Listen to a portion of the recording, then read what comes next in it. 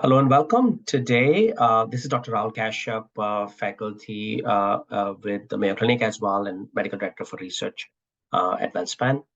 Today, we are talking about the practical applications or formatting and submission to the journal. In next 25 to 30 minutes, you'll be able to see what are the areas which you can enhance your chances to get accepted or make your manuscript more appealing to the reviewers and journal editors and so on and so forth. Uh, I would start with one of the latest example at the time of recording of this video, one of the global manuscript called published on violence against healthcare providers, and that got published 2 days ago to now. So I just want to make sure that I take that example and then walk you through with that process. So I'll be sharing my screen and then walk through a little bit as well. Once you start seeing the screen, just give me a nod. Yep, I think you can all see the screen for that matter. In the screen, what you see it is that uh, your manuscript should be well written. Let's say you have all the data done, you have completed your project, it has been analyzed, it has been, I'm just gonna switch my screen to make sure that you guys can see it properly. It has been analyzed, and then you are now ready to submit it to a journal, which is going to be if you are really hopeful that they will accept this manuscript in their journal. So once you start seeing it again now, let's walk through initial phases. The first and foremost thing I really appreciate, if you can take away from this lecture, is that your manuscript's font type and size. When I'm saying font type, which is something you can see here, either Times New Roman, Calibri, or anything. I think these are the two most common one. You can use Arial too, but most commonly you use Calibri or Times New Roman. That's your font type, and then your font size is roughly 12. So those are the most acceptable font type and size you will be able to see. And then I would appreciate that whole your manuscript is the same font type and font size. That is one of the most important. Throughout your manuscript, you don't have to have any large fonts and things like that. It just throughout the whole manuscript, that's what you're going to see, same font type and same font size. Now, in formatting, when you're writing it, most likely your title, your subheadings like author affiliations, uh, word count, abstract disclosures, and things like that, they are in bold font, no different font size, no different font type, just the bold font as a subheading throughout the manuscript. That's the second point I would like to bring up to you guys today. Now, third thing, as you build up these parts as well, that usually the space, I'm a fan of a 1.5 space. You can find that thing into your formatting in the text formatting or the space formatting areas, or usually it's easier to see in the Word document what different types of space you're looking for. If you look in here, this denote your space column, then where you can pick up either double space or 1.5 space. That's most common formatting parts you can pay attention to. I am not a huge fan of adding space before and after paragraphs, so take it away, make it concise, make it better, and then make sure that you're not doing it. I think double space is, I think here, if you go down, most likely double space might have taken away in this part as well. So let's double see if they have double space listed there too. And then see, yep, it's double space as well. Last piece on the formatting piece here in terms of Word document, keep your manuscript as a left alignment. Justifiable is only used when you say justifiable is like once you use the last one, when you justify this whole sentence, and I can make a change and show it to you. How does it look like? So right now it's left aligned. If I justify it, it's going to look like this. It looks a little bit more uniform, but there's a chances of missing spaces and mistakes as well. So it's very hard for reviewers or your mentor to see it. So always keep them justified. You only use the justify one is into letters to make them look pretty. Otherwise, most manuscript and most official document, you want to keep them left justified rather than the fully justified. So left alignment rather than the justified one as well. So that is just about the font type, font size, spaces, and then having your left alignment or justified version of it as well. One thing you notice that there is line numbers listed there. So this is very important. Usually I don't prefer line numbers to be listed in the cover page, which is the page you are seeing right now, or till you start your abstract. So until abstract is started, You don't have to have line number, but once you start the abstract, I would like you to insert the line numbers. I don't know if it is possible to do them into Google Doc, but it's easier to put them into, you can say insert, and then you can insert line number starting this paragraph. That's very important. You have it. Sometimes journals which you are submitting it, they automatically assign line numbers for your manuscript for each line in each pages. Sometimes it starts from every page from 1 to 100 and whatever it is, the next page they start again from 1, or sometimes it's a continuous like we are showing it to know. It's very important for you and the reviewers as well. If you insert the line numbers when they're commenting it, they, instead of them sending again, oh, in your result section, 5th sentence, they will just say, oh, line number 123, you have a mistake here, can you fix it? And then you can respond back by saying, yep, we have fixed the mistake. And then we made them into track changes board, and you can say a mistake is fixed as well. Instead of variables, we will say data points, and then they can see the mistakes separately, and you can show them it's delete that, now we read. So 123, we fix a mistake. That's very easy to communicate with your reviewers when the reviews come back, if you are using the line number for that matter. One thing you don't see it here is a page number. I strongly recommend you to insert in the right bottom page to have your page numbers as well. That's very important for your reviewers and journal article to see how many pages, if anything is missing, page number 9, line number 129, or whatnot. All those things are taken care of it when you're writing a manuscript in this regard. So far, this is just the formatting piece. You've written whole paper, and then you were talking about the word count and things like the font size, font number, line spaces, and numbers and things like that. Each manuscript, you have to follow the journal's guideline. One is you have to have title, then author's name with their affiliation tagged after them. Then if you have a study project, study group, you can assign them. Otherwise, you start writing author's affiliation with the same number. Usually the department, hospital name, city, and country. That is a nomenclature for every single affiliation. Then you come down and you write down the corresponding author's name and then their affiliation. At the time, I end up using my current affiliation, then their name, the institution, email ID, phone numbers, and things like that. Then you go into word count, how many words in abstract, in total manuscript, any financial disclosure, conflict of interest, IRB statement, informed consent statement, strobe statement, anything which is applied to your manuscript, any list of abbreviation, and then probably, I think if there is nothing, then you can use the keywords as well for that matter. That's a pretty simple, this is considered as your cover page. Like this is the, sometimes journals take away the cover page to hide the identity of the authors and only list the abstract and manuscript separately. Then your abstract, simple, your abstract, objective, methods, results, and conclusion, and then keywords, sometime it comes in there. Then your main text comes in. That's where you start with introduction. Then your next is methods. You can subdivide method into different subheadings based on the requirement and based on the study design. In this regard, this is pretty extensive and sample size, regression analysis or statistical analysis, ethical consideration, preprint, whatnot. Then result is your main heading, and then you talk about different sections in the result, writing the appropriate areas, figure 1, appendix, figure 2, table 1, table 2, things like that.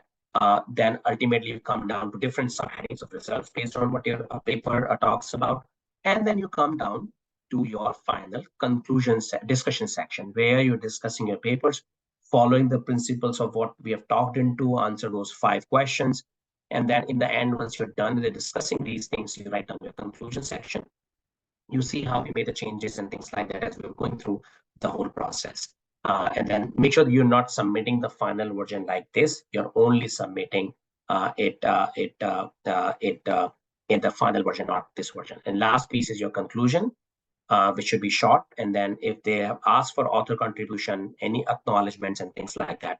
And then these things are specific to journals guidelines. Follow them. If they wanted to include a data sharing statement, declaration, funding, you can include them here, or they could be included upfront in your cover page. Last, you put down any legends for your figures and tables, which is just the headings and titles of those figures and tables. We had quite a few of them, including the appendix sections and things like that. Then you put down your references. References are always in chronological order. They are always from 1, 2, 3, 4, 5, 6. They should be in the same font size, font type, and then they should be consistent. So don't hand type any of your references. Use your references for a reference software.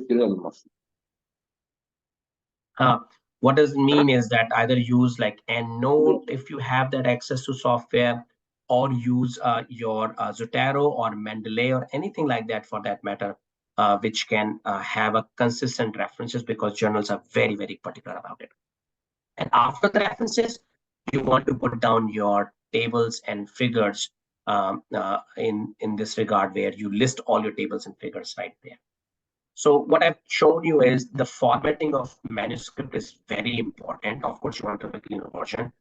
In this formatting, your cover page, which is your first page or first two pages, we had a lot of authors. That's why cover page is listed to more than one page, is going to be very, very important. Once you've done that, after that, it comes is that you have to add a cover letter. This cover letter is your letter to the editor or editorial board to tell about your study, and you have to submit this separately, where you write down the author's first last name, sorry, the editor's first last name, their designation, and which journal you're submitting to. So we end up submitting this one to BMJ Global Health.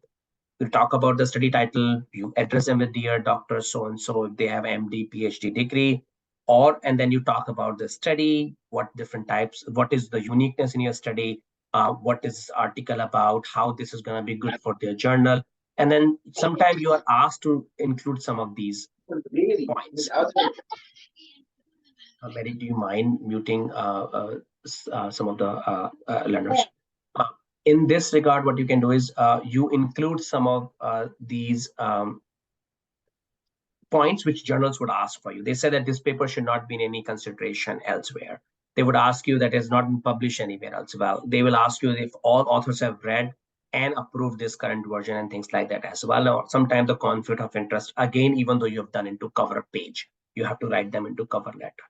What does it mean is that always make a good habit of sending your manuscript for submission to all co-author listed before you submit it, and make sure that you give them a time to review it and actively say no, saying, hey, I'm sending it to you on September 10th. Can you get back to me by September 17th? Not hearing your response by September 17th may be your approval that I can include you there, because they have to do more than that. They have to only approve it. Also, sometimes they have to fill their declaration forms and conflict of interest forms and things like that. One co-author not doing that will delay your manuscript review process, acceptance process, proofreading process, or even publishing process for that. But so very important, but all co-authors are on board with this thing. So those who are joining now, at the time of recording this video, I just went through the formatting and then cover page portion of the manuscript and other subheadings. And now we are just looking at the cover letter, which you have to submit separately, writing the little bit summary of your manuscript, and then including some of the points you need to include them as well. Then this is a separate document for tables and figures. That's why you could not find it. Remember, we included the legends in the main manuscript body. Now, sometime, or most of the time, each journal is asking you to submit the tables and figures into separate document. Most likely, they should be editable. You can't take a picture of a table and submit it. You want to give them an editable version. If they have to move things around or edit those things, it's going to be easier for them as well. So you would see the table here, which was a demographic table. That should be the most studies. You should have a demographic table for your many different things. Then different characteristics or your main outcome you're looking for. That's your table 2. Then table 3 is your univariate or multivariate regression model. Here you would see that we have gone down into font size a little bit lower to fit these things as well. You're allowed to go on font size. You keep the same font size. Font type, the font size we have gone a little bit down. Instead of 12, we have gone 12 to 10 to make sure that we are fitting these things.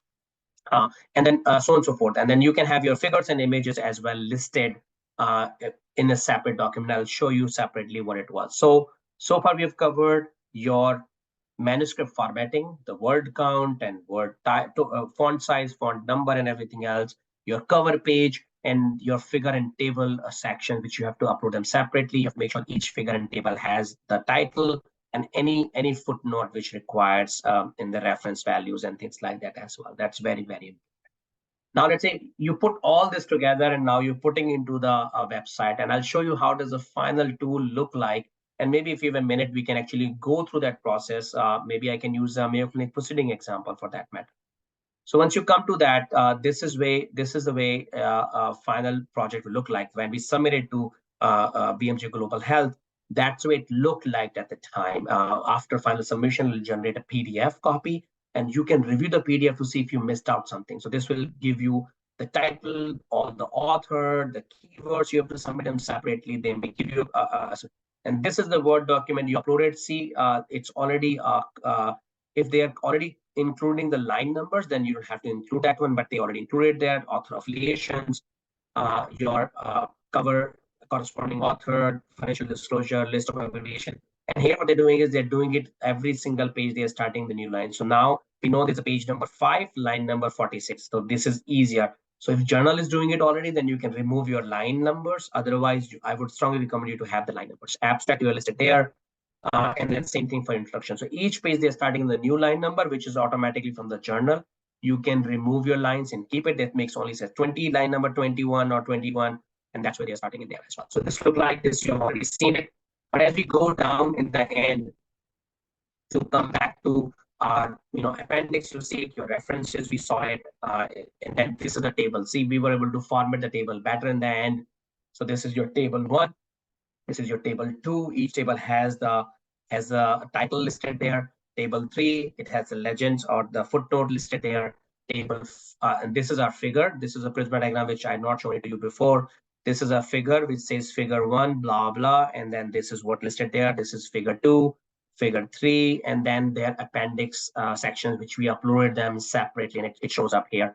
This is a co-author list of different country who had it at the time. This is our world map, and any figure which is pertinent to the project you're doing it, violence characteristics among healthcare providers and things like that as well. And this is our appendix of the list of people or how number of patients, how number of responded we got it as well. And then in the end, it asks you to submit a credit authorship statement that which author have done what contribution. This is becoming more and more norm among different journals. When they ask for these things, you need to think about who has done what and then list them into a Word document listed here. And then idea is that who has done what, and then you can move around for that part and corresponding also sign for it. So this is roughly a 55-page long document from your 10-page long manuscript, because now you have figures and references and our credit statement and everything else listed. You see this PDF. If you like everything, then you have to approve this PDF that I approve this PDF. Most journals use it if they're using a similar manuscript system, MC manuscript system, MC Central or something like that. This is going to work like that. Once you've done it, it went through the process, reviewers, revisions, acceptance and all. Then finally, you will be able to see a beautiful email, and then finally it will get into a PubMed site, and it listed, as you see, September 11th. So 3 days ago, it is available on the PubMed in a full blown, and then you could be able to see all these things, the papers, manuscript, and all those things as well. Once you click on the PDF version of it, that's what it's look like in real life. It's been listed as BMJ Global Health at author, citing, abstract, corresponding author, authorship, and different types and things like that. So it's a year-long process when we get to it. It takes 5 to 6 months even go through the writing, submission, rejection, revision cycle, and things like that. I think we are submitting this manuscript since last year, December, 3 or 4 major journals, rejection, good feedback, updates, rejection, good feedback, updates, and then finally submission, revision, and acceptance. And then you start seeing the final product, which you see it right now as of 3 days ago. So those who are watching it, what we've gone through today is how to format your manuscript, how to write your cover letter, how to include your tables and figures and everything else as a part of it. See your submission process as a PDF version in the end once you see it.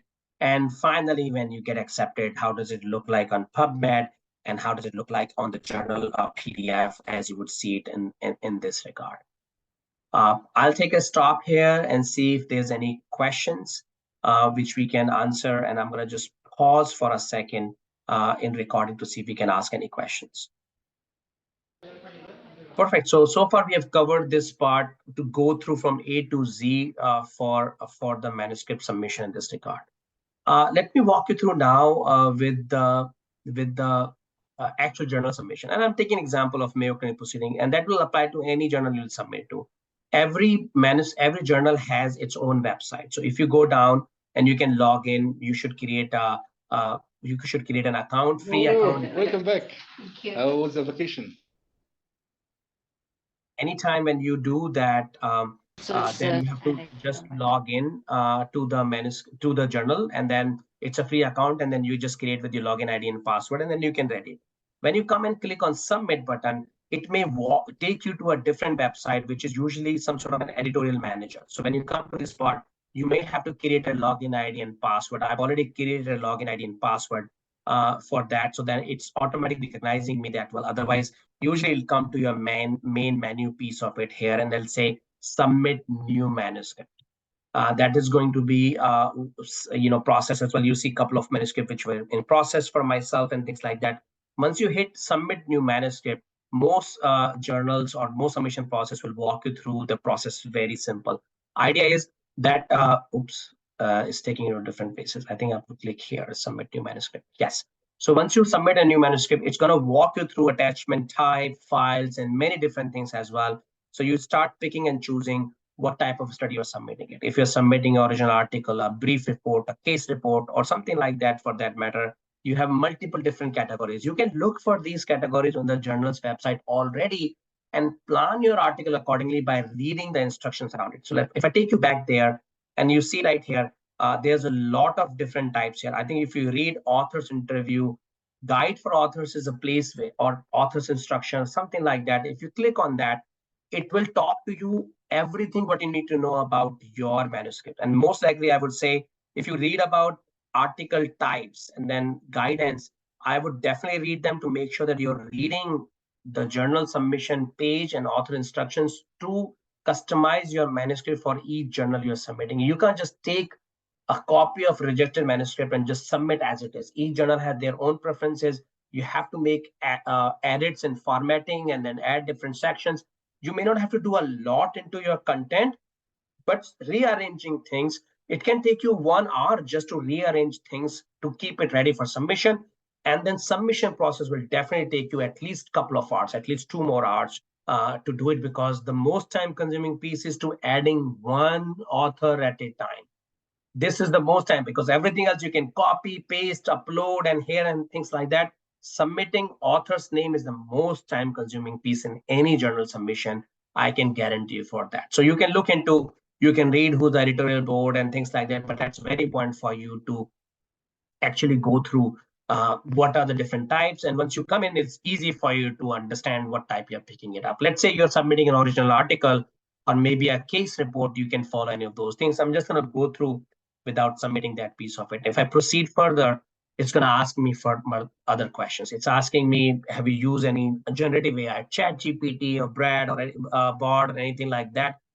If you use it, you have to appropriately say yes, no, and things like that.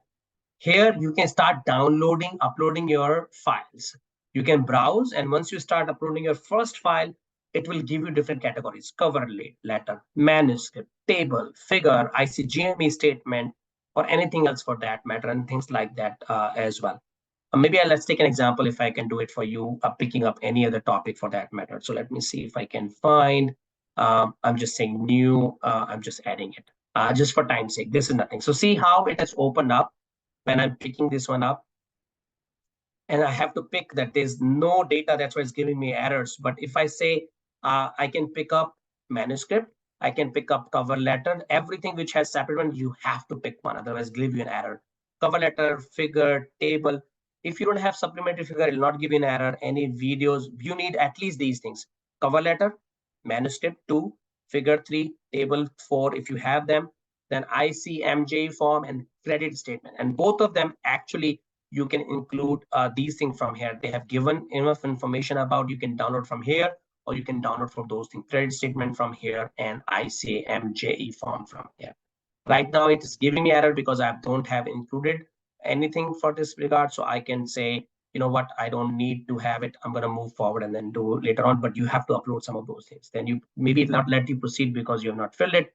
But see now, because I don't have enough files, it's giving me red exclamatory mark. That means say it's something wrong. Once everything is good, it's going to be green, and I keep on moving all greens, and then you can submit in the end. Here it'll ask you to classify what your topic is, and then in classification you can think about cardiology, GI, global health, OBGYN, endocrinology, whatever topic you think is. You can even go down. If it is oncology, you can go down in oncology and pick breast cancer. You can pick oncology and breast cancer, or oncology anything. And once you add it, it comes here like both the categories. I'll just give you an example for that matter. You can submit more than 3 5 categories for that matter and move on. Then you proceed to the next one. It'll ask you, please suggest 2 reviewers for submission. So you have to suggest 2 people, most likely the people you have cited. If you have their email ID and names from the publication, you can list them as well. Or somebody you think is in a good person in the field. They should not be your co-author or friends. They should be somebody you have not worked before. You can list their name and then move on. I think without that, they will not let you go forward. It's going to say red as well. You have to do it. Now they'll ask a bunch of these questions that, is, did you get the funding?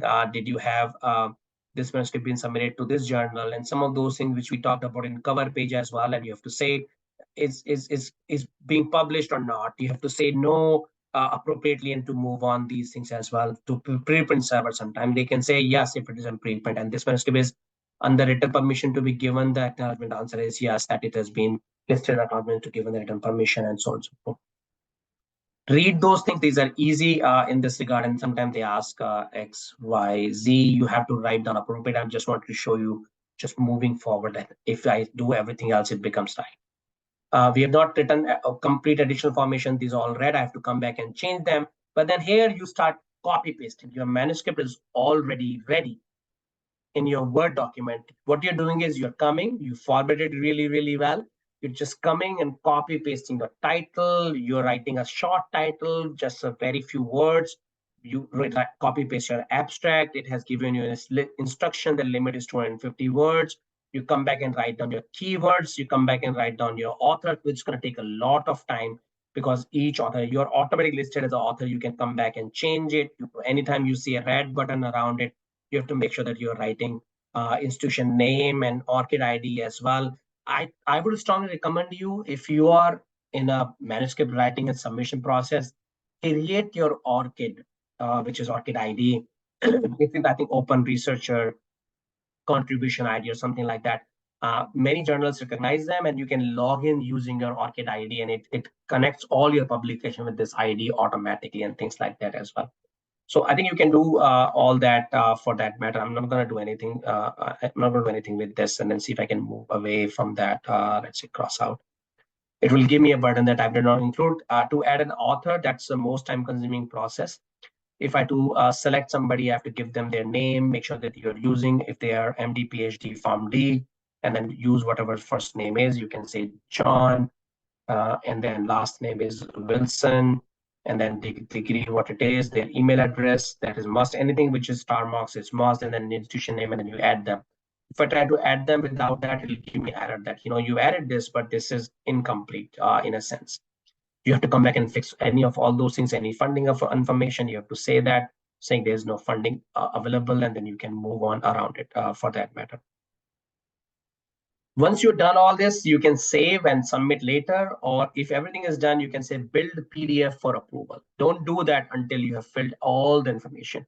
Once you say build PDF for approval, you'll be able to see something like this. It's going to come like this as a PDF with every single thing listed there. You have filled it, you review it, you are satisfied, send it to your mentor, send it to somebody saying, can you double check? Did I miss up anything? And things like that. They say everything is good. Then you can go ahead and build the PDF for approval. You have to review the PDF. Then the journal will say you, are you willing to pick up an open access fee option or subscription model? Or are you okay to pay this fee? If we accept this article, nobody's going to ask you a fee before you submit it. Once you say yes and no, and then you submit the article to the journal. And then once you do that, it comes out to look like maybe, oh, this is the article I was saying that when we submit it to Mayo Clinic proceeding, this paper, this is look like that way, different. This is the different manuscript.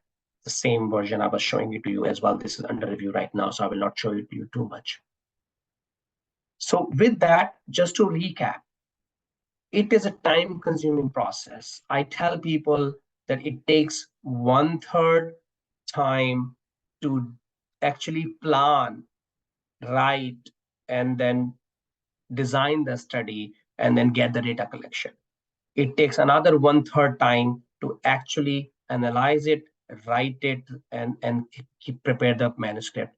Then it takes another 1/3 time to submit, resubmit, reject, revise, and upload it. So your work of your project or research is not done once you've written the manuscript. You still have 1/3 process remaining, which will help you to get to the final stage. So always think that the 1/3 task is designing and conducting the study, 1/3 is analyzing and writing the manuscript, and remaining 1/3 is submission, revision, rejection, revision, resubmission, revision, and acceptance process. So those who are listening today, I hope it is useful to you. And then some of these tips, which is in the last 30, 35 minutes, which I went through, are helpful to make your chances higher for any submission you're doing it. And I wish you all the best for your current and future research. It will get published. I have not a single paper which did not go unpublished, except one in very early in my career. But whatever you do, if it's a good quality, it is going to get published. Thank you. Thank you.